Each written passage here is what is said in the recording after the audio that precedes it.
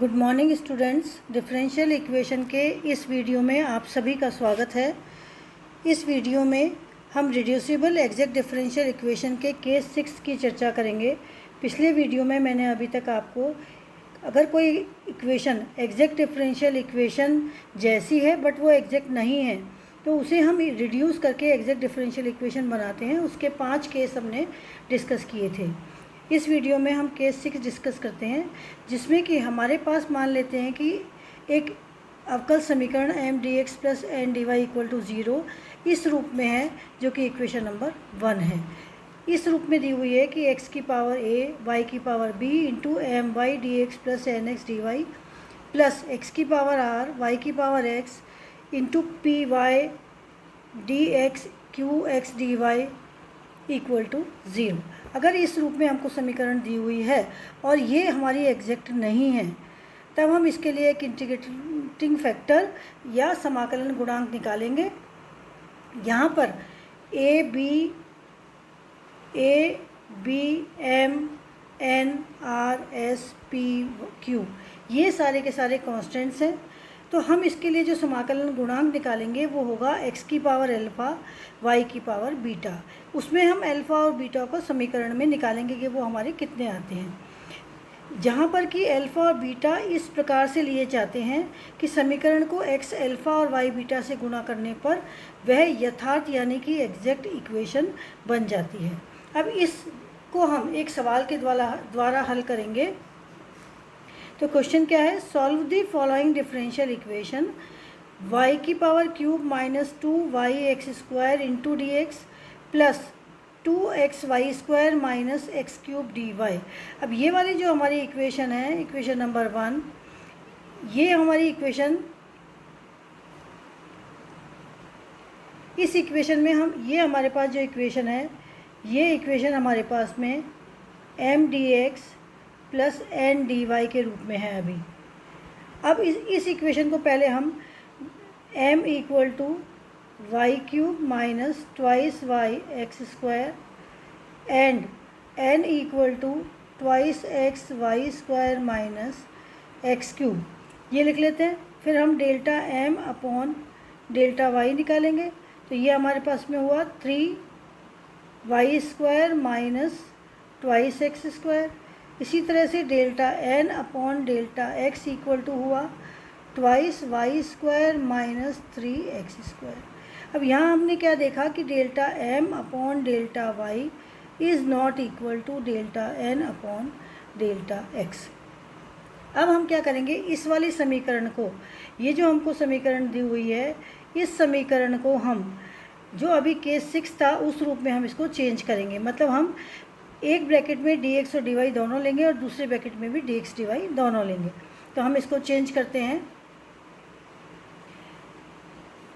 तो the above equation can be written as, इस समीकरण को, इस 1 समीकरण को हम कैसे लिख सकते हैं, y की पावर क्यूब, ये वाली टर्म ले ली मैंने, इंटू डी एक्स प्लस ये वाली टर्म ले ली, सॉरी,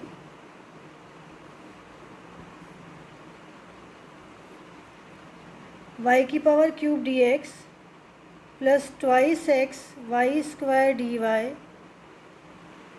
माइनस बाकी बची हुई टर्म ले ली मैंने यहाँ से, x cube d x plus twice y x square, ये twice y x square d x. यहाँ से हमने ये वाली टर्म और फिर ये वाली टर्म ली, दिस इक्वल टू 0।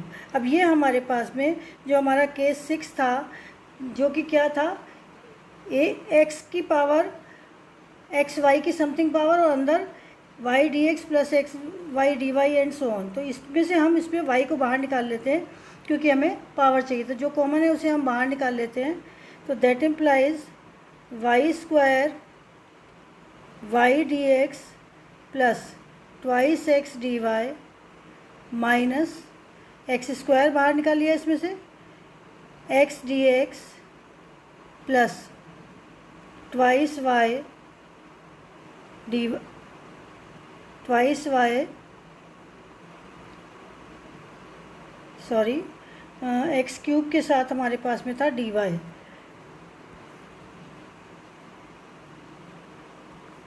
ये यहाँ डी वाई था और यहाँ पर इसके साथ में था ये डी एक्स। तो यहाँ पर हमारे पास में आएगा एक्स स्क्वायर हमने बाहर निकाल दिया तो ये आ गया x d y plus twice y d x equal to zero. अब हम इसको रीअरेंज कर लेते हैं। That implies y square y d x plus twice x d y minus x square twice y d x plus x d y equal to zero. अब हम इसमें x की पावर अल्फ़ा एंड वाई की power beta को integrating factor मानेंगे। Integrating factor मानते हुए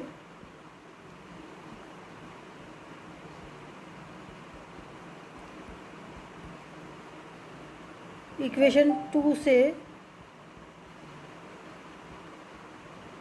गुणा करेंगे।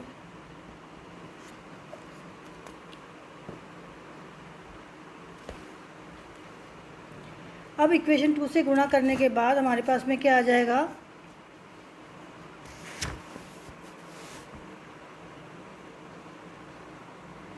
तो हमारे पास में आ जाएगा y की, दैट इम्प्लाइज y की पावर 3 प्लस बीटा x की power alpha minus twice y की पावर बीटा प्लस 1 x की पावर 2 प्लस अल्फ़ा, मैंने इसको गुणा करके अंदर ले लिया, इंटू डी एक्स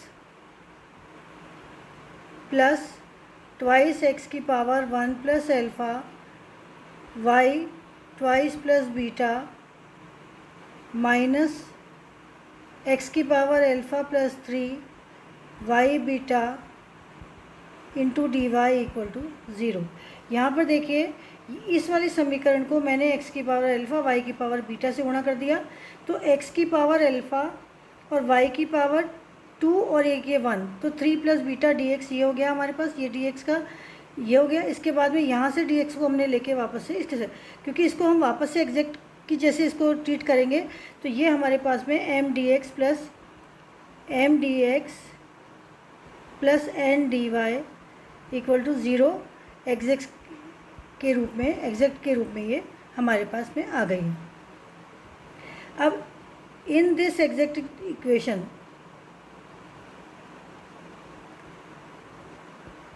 इस एग्जैक्ट डिफरेंशियल इक्वेशन नंबर अब हम किसको देंगे 1, यहाँ दिया 2 और यहाँ हम इसको देंगे 3। तो इस एक थर्ड एग्जैक्ट डिफरेंशियल इक्वेशन में m इक्वल टू हमारे पास में है y 3 plus beta x alpha minus twice y beta plus 1 x की power 2 plus alpha and n equal to हमारे पास में आया twice x 1 plus alpha y 2 plus beta minus x alpha plus 3 into y of beta. अब यहाँ से हम del m upon del y निकालेंगे, जो कि है हमारे पास में, यहाँ से देखिए यहाँ पर y का के सापेक्ष करना है हमको, तो 3 प्लस बीटा y की power 2 plus beta x alpha minus यहाँ से ये y का करेंगे हम, तो twice of beta plus 1 y beta x की पावर 2 प्लस अल्फ़ा, क्योंकि यहाँ विथ रिस्पेक्ट टू y कर रहे हैं। इसी तरह से हम delta n upon delta x करें with respect to x, y को कांस्टेंट मानते हुए, तो यहाँ से इसका करेंगे और इसका करेंगे, तो हम क्या रखेंगे twice 1 plus alpha x alpha y 2 plus beta minus alpha plus 3 x alpha plus 2 y of beta. अब क्योंकि हमें पता है कि delta m upon delta y equal to delta n upon delta x है। तो हम इन दोनों इक्वेशंस को कंपेयर करेंगे। तो यहाँ इन दोनों को बराबर करेंगे और बराबर करके इनके कोफिशिएंट्स को कंपेयर करेंगे। तो कोफिशिएंट्स को कंपेयर करने पर तो हमारे पास में कोफिशिएंट को जब हम कंपेयर करेंगे तो हमारे पास में क्या आ जाएगा, यहाँ से देखिए y2 plus beta x alpha, यहाँ पर भी y2 plus beta x alpha, तो इसका मतलब 3 प्लस बीटा इक्वल टू क्या आया, ट्वाइस इंटू 1 प्लस एल्फ़ा। ये इक्वेशन नंबर ए हो गई हमारे पास में। ऐसे ही यहाँ पर ये y beta x2 plus alpha है, ऐसे यहाँ पर ये है। तो हमारे पास दूसरी समीकरण क्या आई, twice of 1 plus alpha equal to twice of 1 plus beta, sorry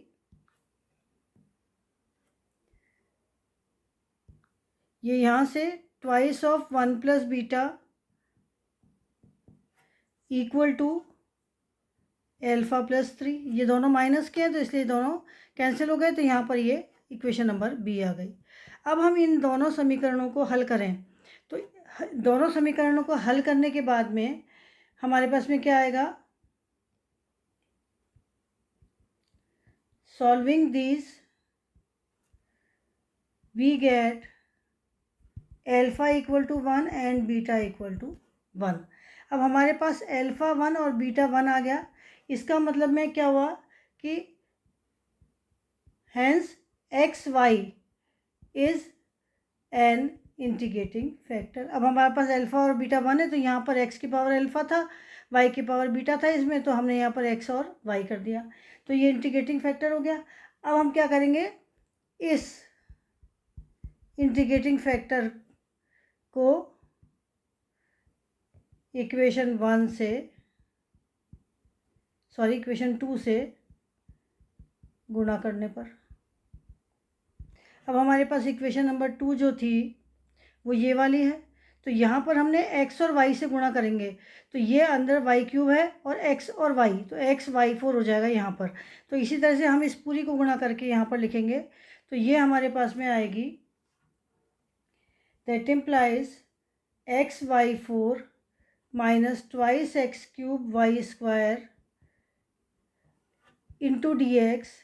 यहाँ पर हमने ये जो इक्वेशन नंबर हमारे पास में 2 है, ये वाली जो इक्वेशन नंबर है हमारे पास में 2, ये इस पूरी को हम x और y से गुणा करेंगे और गुणा करके हम यहाँ पर dx और dx के एक तरफ ले लेंगे और dy और dy के एक तरफ ले लेंगे और फिर उनको हम m dx plus n dy के रूप में बनाएंगे। तो वो मैं यहाँ पर लिख रही हूँ इधर। तो यहाँ पर x/4 प्लस x y की power 4 minus 2x³ y² into dx plus twice x² y³ minus x4y into dy equal to 0, जो कि हमारी एग्जैक्ट डिफरेंशियल इक्वेशन हो गई।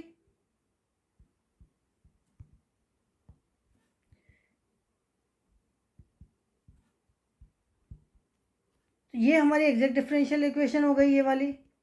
तो अब हम क्या करेंगे, यहाँ से जो हम एग्जैक्ट डिफरेंशियल इक्वेशन को जैसे सॉल्व करते हैं वैसे करेंगे। Integration of m dx where y is constant, y को कांस्टेंट मानते हुए हम इंटीग्रेशन करेंगे। तो यहाँ पर y कांस्टेंट लिखेंगे और ये वाला हमारे पास में m है, तो हम यहाँ पर इसको लिखेंगे।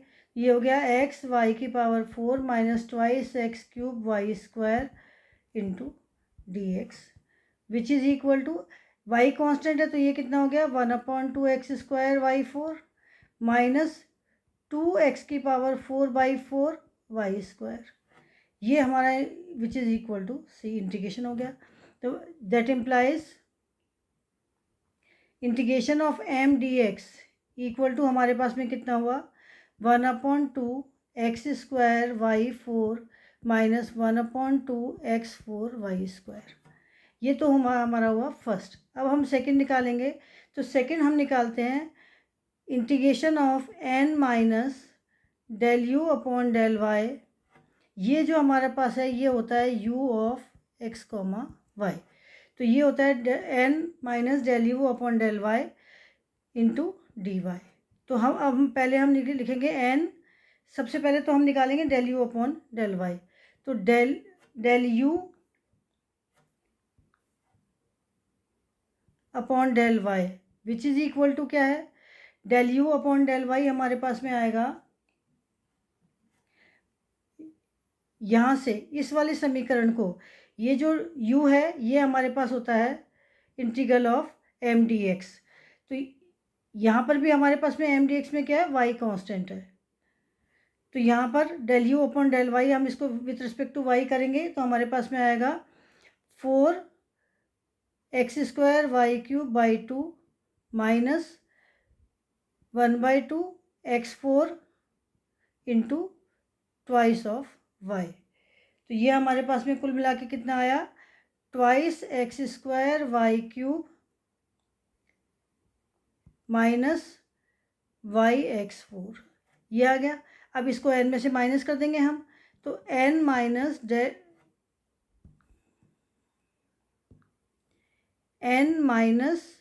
Del u upon del y which is equal to n कितना है हमारे पास में, ये है हमारे पास में 2x² y³ माइनस x4y। इसको माइनस करेंगे साथ में, minus 2x² y³ plus x4y, और विच इज़ इक्वल टू ये सब आपस में कैंसिल हो गए, तो विच इज़ इक्वल टू हमारे पास में हो गया 0। तो integration of n minus del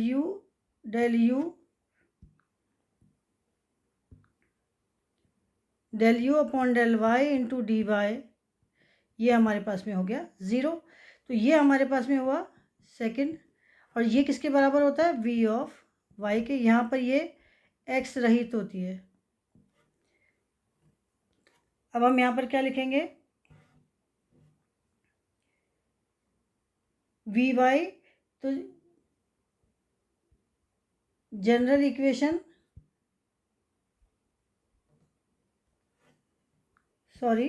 general solution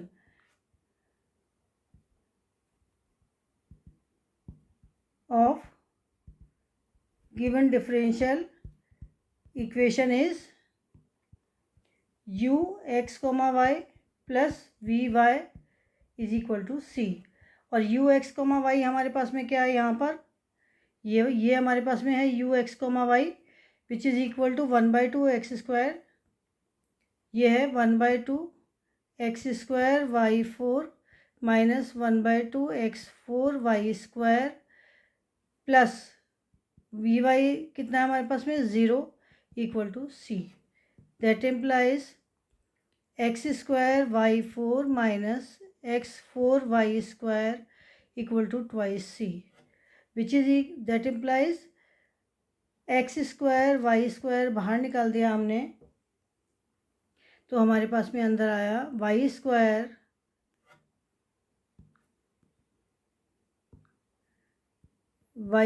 minus x² equal to twice of c. तो ये हमारे पास में सॉल्यूशन आया। इस सी को हम चाहे तो सी डैश भी लिख सकते हैं। तो ये हमारे पास में जो हमारी गिवन डिफरेंशियल इक्वेशन थी उसका ये सॉल्यूशन है।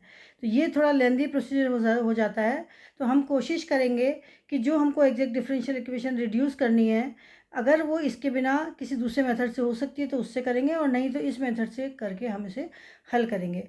अब ये आपके जितने मैंने आपके इसमें 13 वीडियो बनाए हैं डिफरेंशियल इक्वेशन के, differential equation of first order and first degree के सारे आपके टॉपिक्स इसमें ख़त्म हो चुके हैं।